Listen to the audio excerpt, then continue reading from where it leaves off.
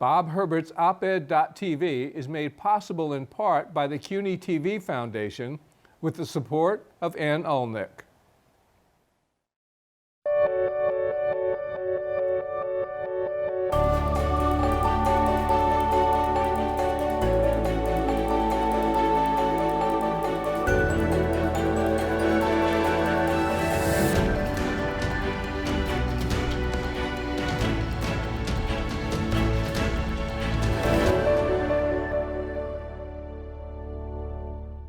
Hi, I'm Bob Herbert. Welcome to Op-Ed.tv.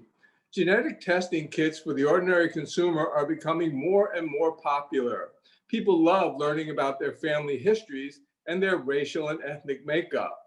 But there's a cautionary tale here as well.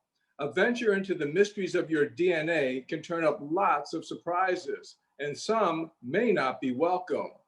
We'll talk about the highs and lows and the pros and cons of widespread genetic testing with my guest, Libby Copeland, an award-winning journalist and the author of a terrific book, The Lost Family: How DNA Testing is Upending Who We Are. Libby, welcome.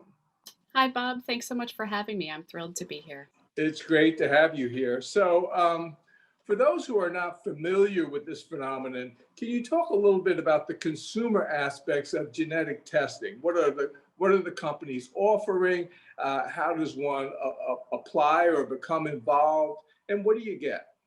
Sure. So there are four major DNA testing companies within this space of direct to consumer or recreational DNA testing. And basically, what's happening is you're either spitting into a vial or you're swabbing your cheek. But the key thing is that you are contributing your cells, which can then be shipped to a lab, and they are broken open, and your DNA is extracted and analyzed.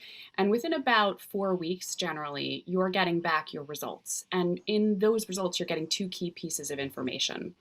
You're getting your list of DNA relatives, which is people who have tested at the same company, and they show up in a database as related to you because you and they share overlapping genetic segments.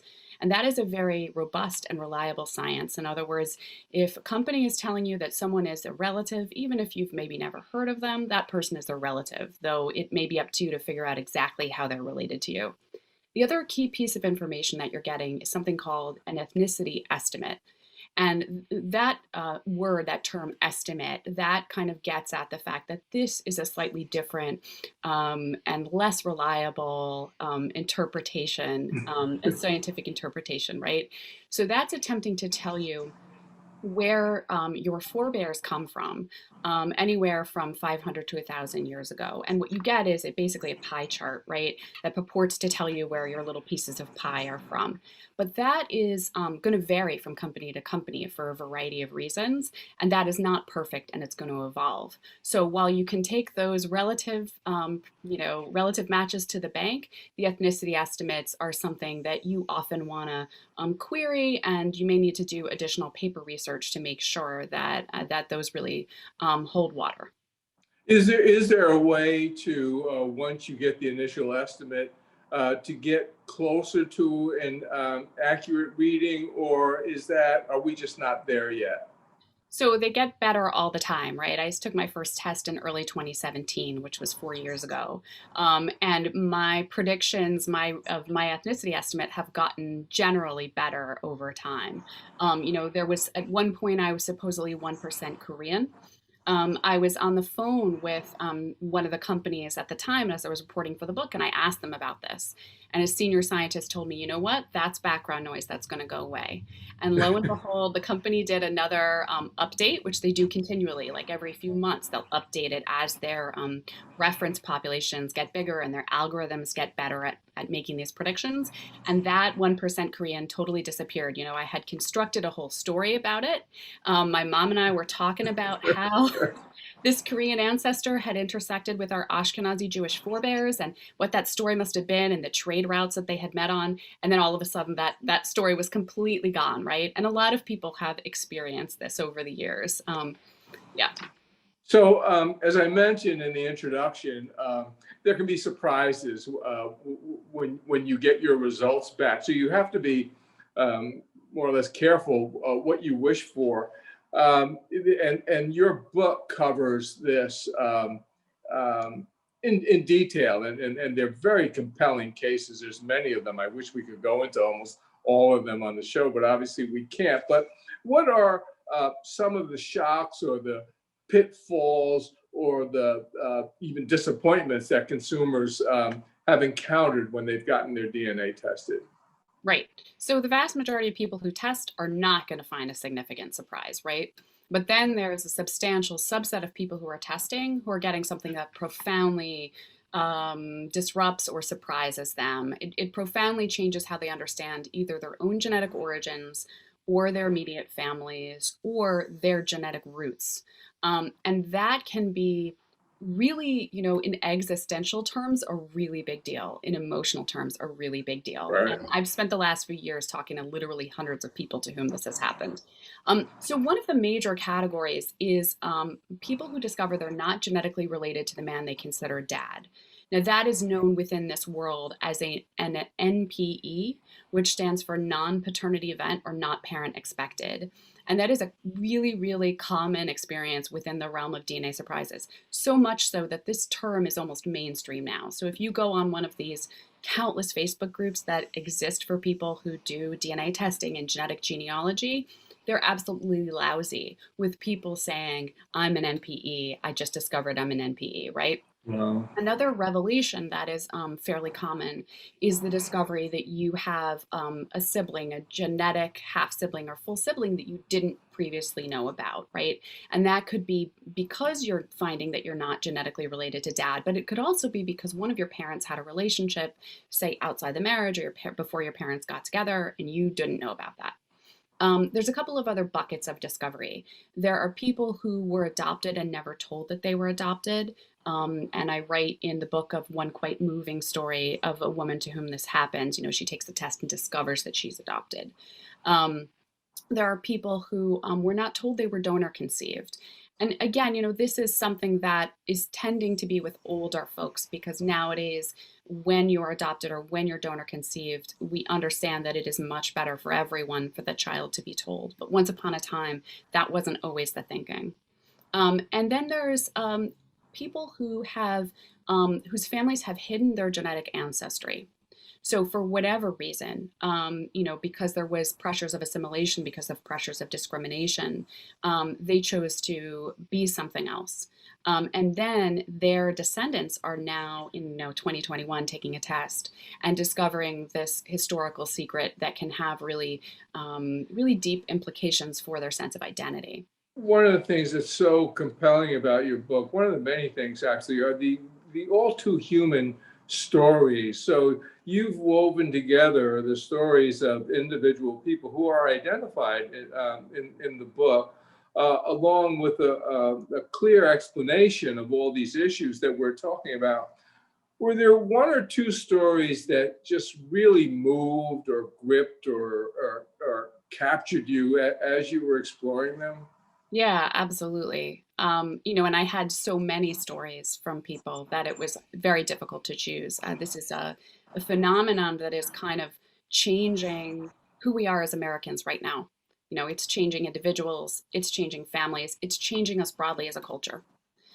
So one story in particular that I found incredibly moving and interesting is the story of a man named Rosario. And he's someone who identifies very strongly as being Sicilian American.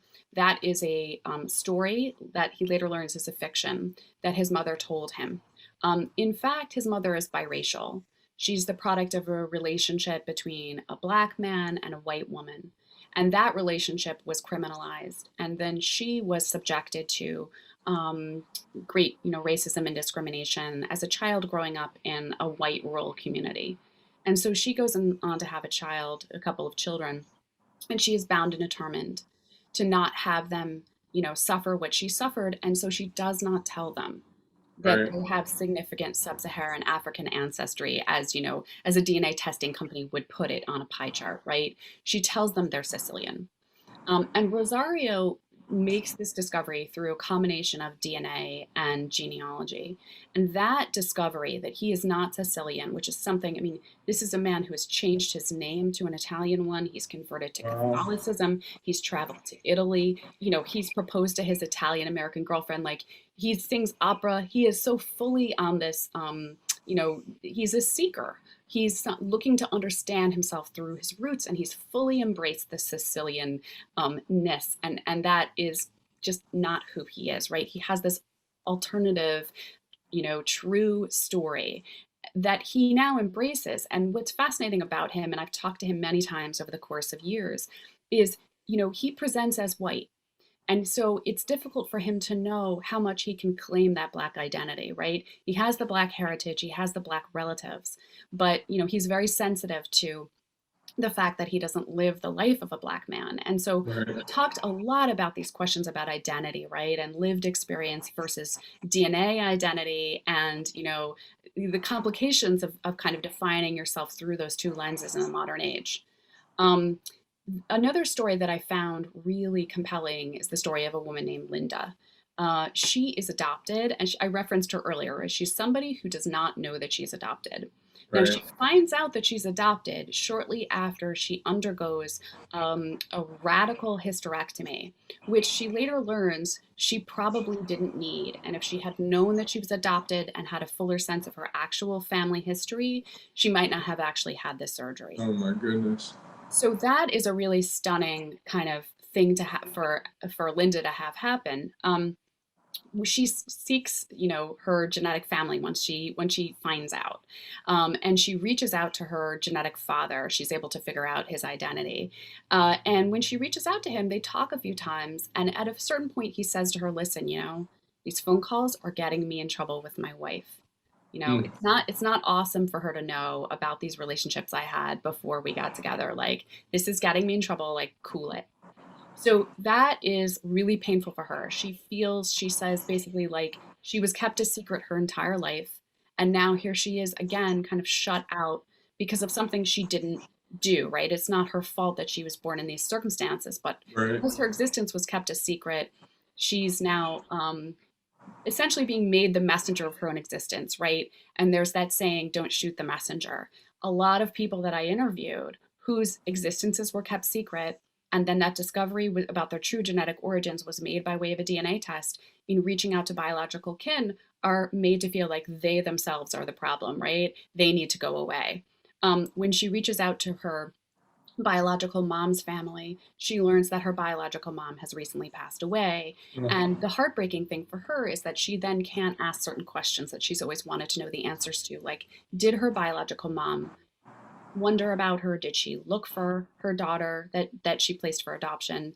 And when she reaches out to her sisters, so these are her maternal sisters, so her mom's daughters that she raised, they're grieving for their mom, right? And they're learning as they're grieving for their mom that their mom had a child before them and placed that child for adoption, something she never told them. And they are so upset by this news that they basically say to Linda, go away. You know, this is Wow. really painful. Who the heck are you to tell us this about the mom that we loved? So you see in that story sort of the way that kind of the revelations that can come from DNA testing, which can be quite important and powerful. And even, you know, people are glad to have them about themselves, even when they're painful, right? They are glad to know the truth. It can nevertheless place them in a terribly difficult position, and there's no real guidance for people, right? Because this is recreational DNA Right. testing. There's no gatekeepers. There's no one holding your hand. There's no one explaining the results. There's no family mediators. It is just American after American making these discoveries and kind of having to reinvent the wheel all over again as they reach out to family and try to figure out, how do we form family and how do we form relationships and how do we stand on stable ground in this kind of brave new world that we find ourselves in. These are such thorny issues, and often so complicated. Whenever you start dealing with genetics, you start getting into some issues that are, in many cases, profound, sometimes controversial, and even fraught. And one of them is when we talk about, there's a term, and it's in your book, genetic essentialism or reductionism, or sort of a simplistic way of thinking about genetics and racial and ethnic issues. Can you talk a little bit about what's going on there and the implications of that kind of thinking?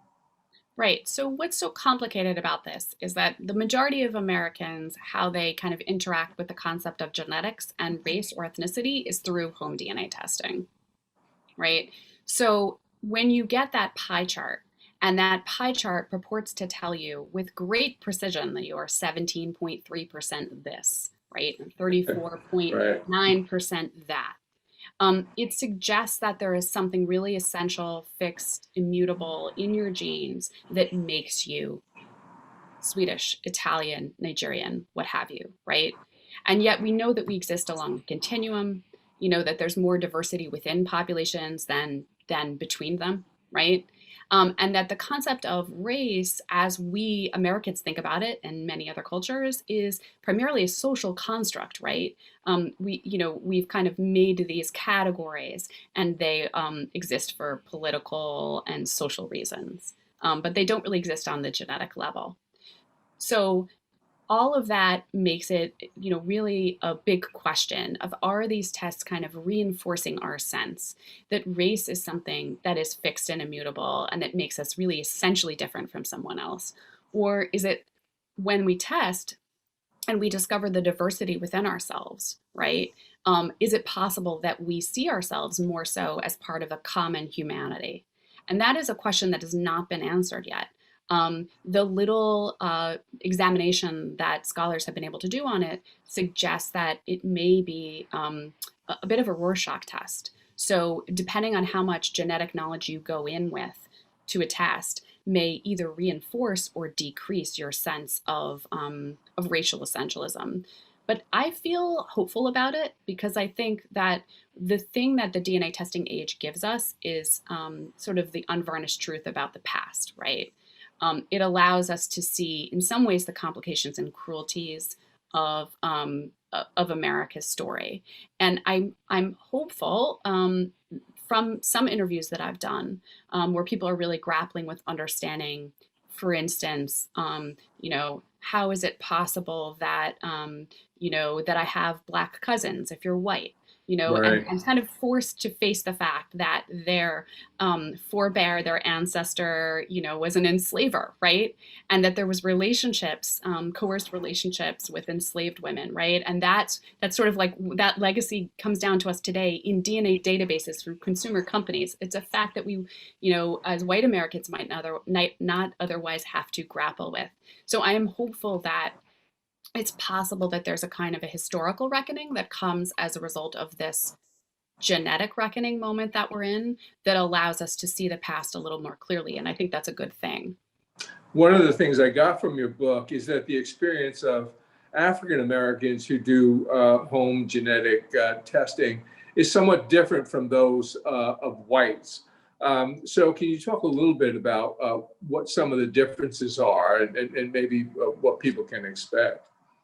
Yeah, I mean, if you are looking to do your genealogy research through paper records, you're going to find that that the archives, the genealogy records tend to go hand in hand with power, and so communities that have historically been had less power or been underprivileged are then further undermined by the lack of records or that exist for them.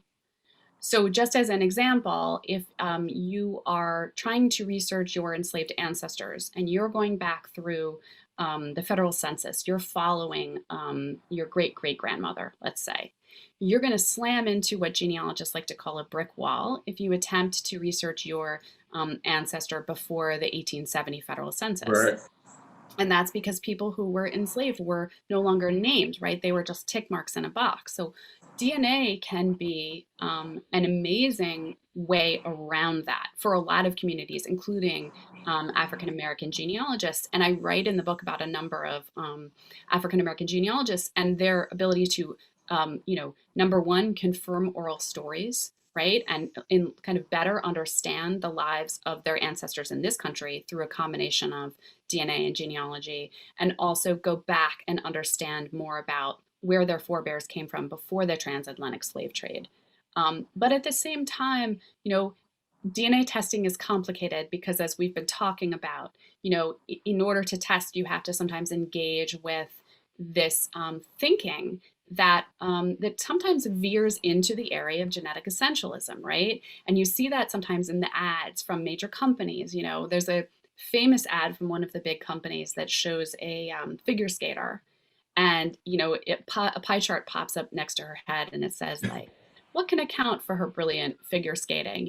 Is it the precision of her Scandinavian roots, the drive of her Wow. British roots, or the, I think it's like elegance or something like that of her Asian roots, right? Um, and it's playing with such sort of ethnic tropes, right? Such kind of reliable ethnic tropes that you do kind of worry, and all of us should worry, but particularly certain communities are particularly sensitive to this for historical Right. reasons, right? And I should just say, if you look back at the early history of genetics, it is so tied in with eugenics. And so you still see that language now, and so we have to kind of be incredibly conscious of the past as we're engaging with these ideas around ethnicity and race and DNA. Right. And it's so hard to break that down with so many people. They think, well, this group is good at such and such, and that group is good at something else. And of course, the implication is that some group is superior and some group is inferior. And then we see all around us the problems that can result from that. One of the things I wanted to ask you, and I didn't when we were on the phone talking, is what got you into this subject, and how did you become so immersed in the issue of genetics and genetic testing? Yeah, so I spent, the first half of my career as a newspaper reporter at the Washington Post. And at the Post, I was in the features section. So we did a lot of what I would describe as access stories, access journalism. You're interviewing a politician, you've got a gatekeeper. You're interviewing a celebrity, the public relations person has arranged an hour in a hotel room. You're going to attempt to delve into their soul in that 1 hour, right? And the stories that always spoke to me and that I found myself increasingly wanting to do when I was at the Post and then after I left and became a freelance journalist was these intimate stories of ordinary people, right? People who found themselves in extraordinary circumstances and had some greater tale to tell. And that kind of coincided with my interest in science writing, and the cognitive sciences and personal narrative, right? Like, how do we define our own identities? And so all of that came together when I was in conversation about 4 years ago with my editor at the Washington Post, and we were talking about, what are the kind of unexpected consequences of DNA testing? Now, I should say that back then there were only 8 million people who had taken a DNA test. Today, Was approximately how long ago? so this was like the summer of 2017. I wrote a big story for the Washington Post about this. And at the time, there were, 8 million DNA test kits that had been sold across four major companies. Today, there are 37 million. And so something really, really substantial has changed. And so I wrote that story. I got this kind of outpouring of reader email. And that's when I started thinking about writing a book, because I could see how many communities were touched and that this was a widespread, American phenomenon that had like great repercussions for our culture. But the other thing that changed during the course of those 4 years as I was writing the book and now taking us to the present day is that the vast majority of Americans are essentially opted into the technology, even though the vast majority of Americans have not taken a test. And what do I mean by that? If you were to take a test today, if you haven't, you would already have thousands, if not tens of thousands, of DNA cousins in the databases, right? You and they share overlapping genetic segments, and their decision to test has an impact on you, even if you say, I'm not interested in testing. It's too expensive. I have privacy concerns. It's just not my bag, right? Your genetic information is in some way already in the databases, and you may find pertinent things about yourself, your own genetic origins, your family, or your health, even though you have never tested. And in addition to that, people who are not in the databases are potentially identifiable to somebody who's related to them and looking for them. And that's because we can piece together the identity of someone not in the database through multiple cousins, right? So if I get a bunch of third cousins, I can potentially figure this, the identity of my, let's say I don't know my genetic dad, and I'm looking for him through multiple third cousins, through second cousins, through an aunt, through a half sibling, depending on how big the database is and what I get when I look. I may relatively easily, or it may require a little more work, be able to figure out the identity of my genetic father, even though he's never tested. And Wow. that means that we all have to kind of be thinking about and grappling with these questions around, what is family, what is race, what is identity, right? Even if we don't have any interest in DNA testing and genealogy, that moment has kind of come to us. And this is the moment of transparency and genetic reckoning we find ourselves in. We're going to have to leave it there. I have more questions, but we've run out of time. My guest has been Libby Copeland, and she's the author of a terrific book, The Lost Family, How DNA Testing is Upending Who We Are. Libby, thanks so much for doing this. To our viewers, thank you so much for watching, and we'll see you next time. Take care.